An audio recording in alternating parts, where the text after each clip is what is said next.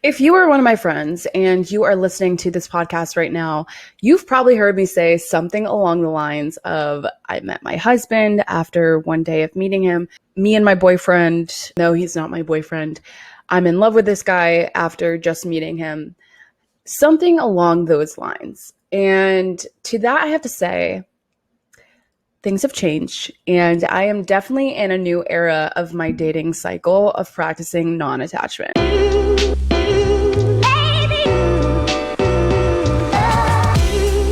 What is up, kiddos? It is your girl, respectfully Gabby, your big sis, your bestie, the one that's going to keep it real with you. Welcome back to another episode of Way Too Wifey.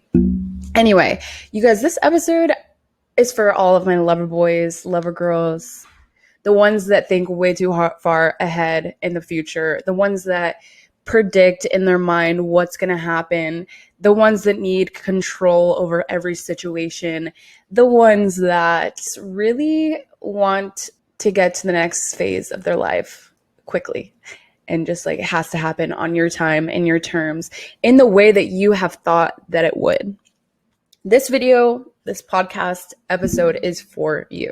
I really wanted to make this episode because I feel like right now I'm in such a different era than I was even a couple of months ago when it comes to dating, and take the time to reflect on how proud I am of myself, being over the bullshit, picking up and leaving when I need to instead of waiting around to see how red the flags are, or overlooking the red flags because I want it to happen the way that I want it to happen instead of allowing things to unfold naturally and how they are supposed to happen. I've had a self-realization moment recently where I was telling a friend about how I had recently met a guy who I thought had potential.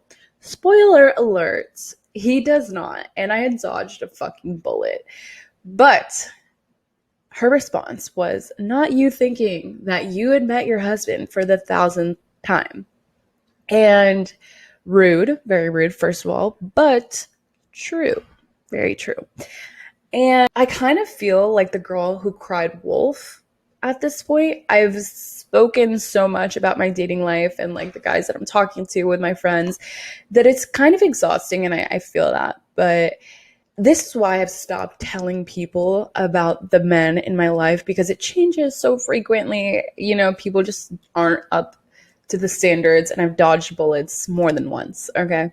But I realized that I really have gotten to the point now where I haven't really been attaching myself to people immediately off the bat of meeting someone and thinking they're my soulmate, or, you know, predicting so far ahead in the future. And then this guy came along and I started thinking about it, which I think is natural, of, you know, thinking about the next steps of, okay, when we start dating, what's going to happen? What are my friends, my family, everyone going to think? Instead of taking it step by step and actually looking at the situation for what it is. Although I don't feel like I'm in that state of attachment because I was really able to drop that without any recovery time, I guess. It just like made me think back to the time where I would attach myself to men really quickly, think that they're my husband, and like putting all this pressure onto the situation of expecting it to go the way that I want it to go. And guess what? It never did.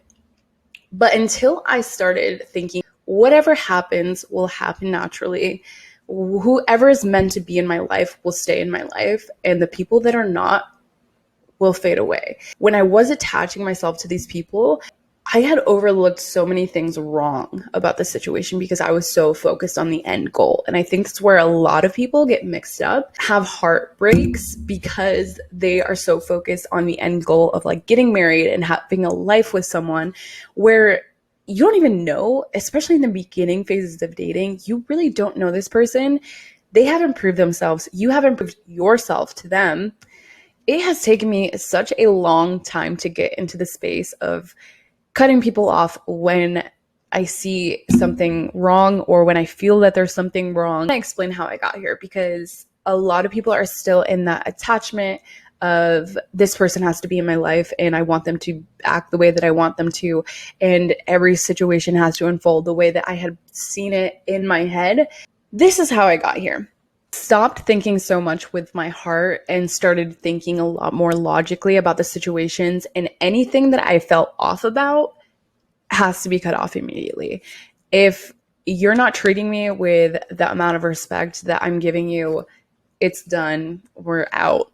And you have to be so sick and tired of being sick and tired of people through that process of attaching and then getting hurt, attaching and then getting hurt, attaching and getting hurt. You have to be at your wits' end in order to not attach yourself anymore. I went through this huge cycle of attaching myself to someone that I really liked and then it falling apart and then me being crushed and having to go through this phase of like healing myself back to a whole person and then finding another person and attaching to that. There are 3 ways that I have practiced non-attachment with people. Number 1, do not put all of your eggs in one basket. And I know that there's so many, I made a TikTok video about this and there were so many men like, oh my God, if my girl was dating so many other guys, blah, blah, blah, I would not be talking to her. And I'm like, okay, that's cute.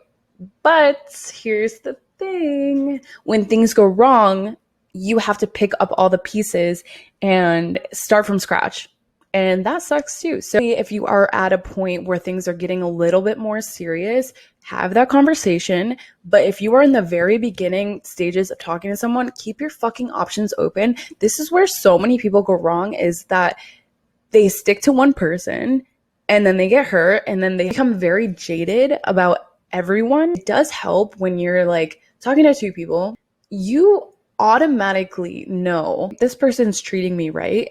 And this person may not be treating me right. So maybe it's time to move on from that situation. Keep your options open. That's number 1. Number 2, find a hobby or find friends.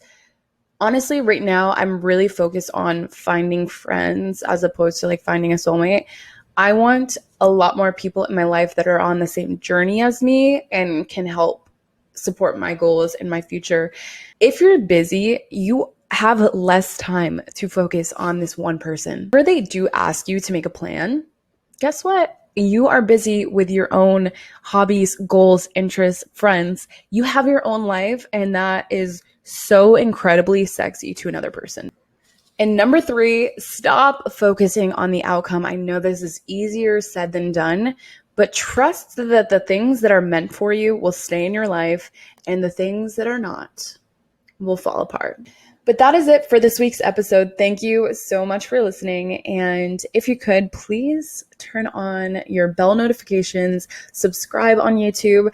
And if you could, please leave a rating if you are listening on Apple Podcasts or on Spotify. It really helps me reach more of an audience. So thank you so much. And I will see you guys next Tuesday.